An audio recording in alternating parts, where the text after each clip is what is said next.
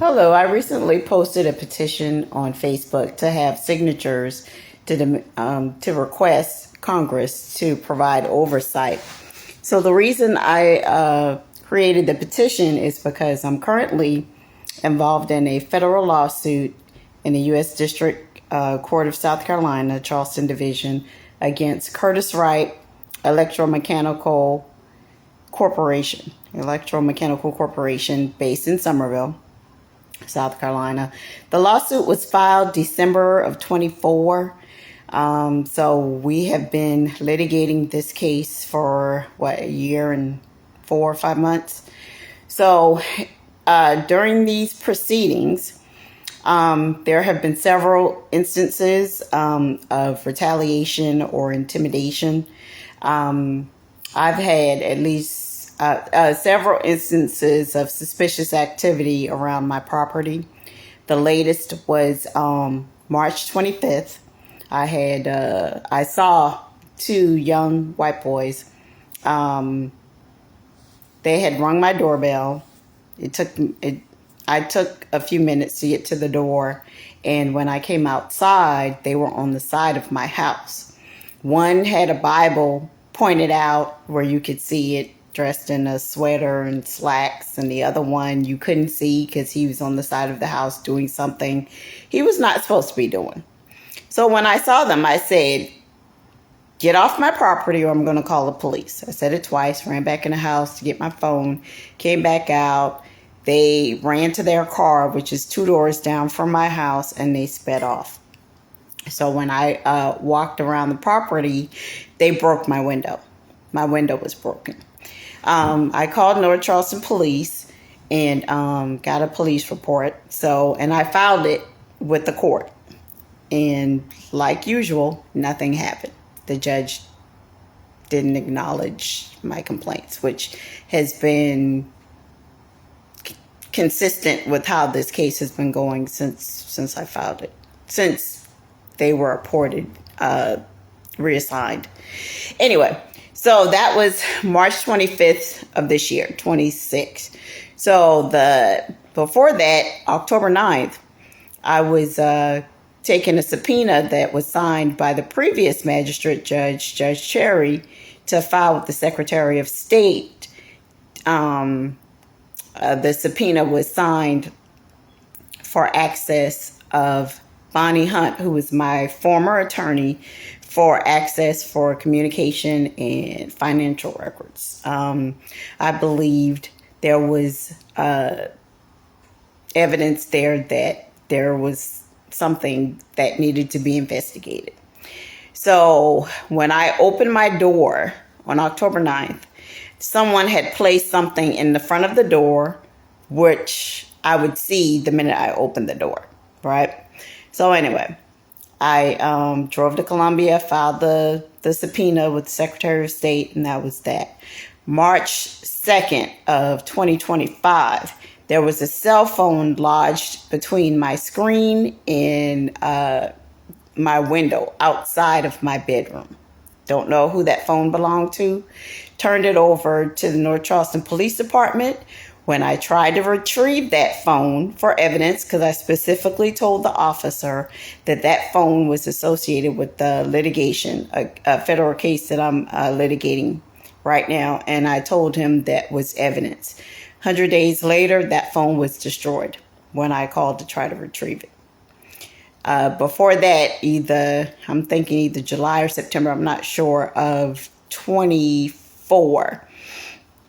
I came home from driving Uber. It was pretty late, between 12:30 and 1 o'clock in the morning. There was a white man standing in the street in front of my house. There appeared to be a dog there, but that dog never moved. And that man stood in that same spot for several minutes. When I pulled into my driveway, I thought that was odd. When I pulled in my driveway, I just sat in the car. And I sat in the car for several minutes, like long enough to see what that man was going to do. He never moved. He stood in that same spot. So I called 911. And I gave them a description of the man and what he looked like. And so I'm on the phone talking to him, and the man is still standing in the street. And so after I finished talking with the 911 operator, I got out my car. It looked like he was motioning towards me, but that man went away. I don't know where he went, but he was gone. So anyway, so there were several instances where I believe that they're trying to intimidate me. The retaliation is still ongoing. I've reported instances where my email accounts have been blocked, where I couldn't receive or send emails, and that's through my Outlook account and my Google account. Several instances on my cell phones. With my iPhone, I've tried to record videos in the past, and after I record the video and play it back, it had no sound. So I'm recording this video right now on my Android. And even with my Android, I recorded a video of my car being hacked into right before I was going to work. And when I went to retrieve the video was gone. So my iPhone and my Android, there are issues with cyber intrusion with that. With my car, there are issues, and it just happened like yesterday. So there seems to be a pattern here. It's like they do it like once a year, and it's usually around the March, April time frame. So it's happened 3 times already, where it looks like I'm on a call through the car, but I'm not. So it's happened 3 times and I drive a Honda Civic. So anyway, so with all these things occurring, and the latest thing, the Judge Mary Gordon Baker, is recommending that my case be totally dismissed because I refuse to give defense counsel total access to my medical records, which are privileged. So I gave them a summary from my therapist, including notes pertaining to Curtis Wright. And I sent it to defense counsel, and they told me that was deficient, that I am non-compliant. And they keep referencing the judge's ruling, which is docket number 251.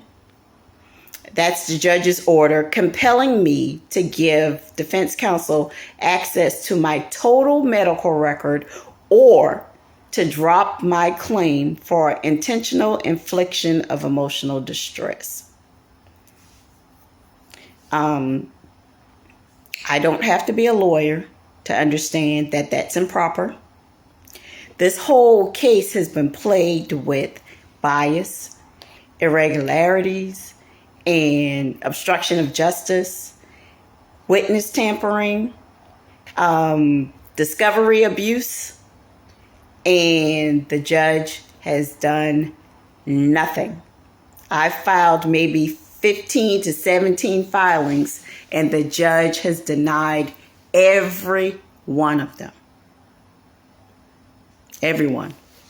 But she compels me to give defense counsel access to my medical records. Defense counsel sent me a flash drive with every post that I've made on my Instagram, to include pictures of my grandchildren. They sent me a flash drive saying that's discovery. Why the hell would I need discovery for you to produce copies of my own social media? This case is such a joke. I filed something with the court about that. The judge said nothing. She said since my social media is public, that she can't or won't provide a protective order, and made no reference, did not reprimand defense counsel, did nothing. Just disregarded the fact that these assholes are using my grandchildren in discovery. So with the judge trying to dismiss the case, I reached out to the Judiciary Committee through the House of Representatives, and they received it.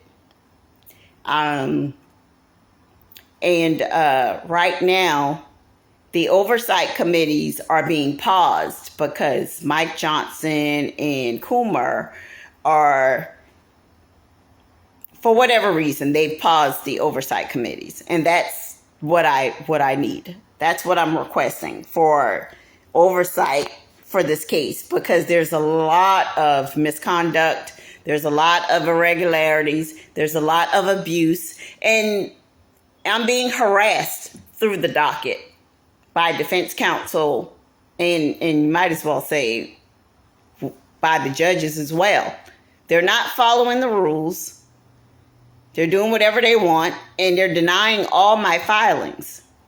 So the petition that I posted, I'm just asking for everybody to please sign it and share it so we can get the oversight committees back in session so they can take a look at this case and provide me any kind of relief or remedy or something to curb all the misconduct that I'm facing in this trial. I mean, they're vandalizing my house. Like, this shit has gone way too far.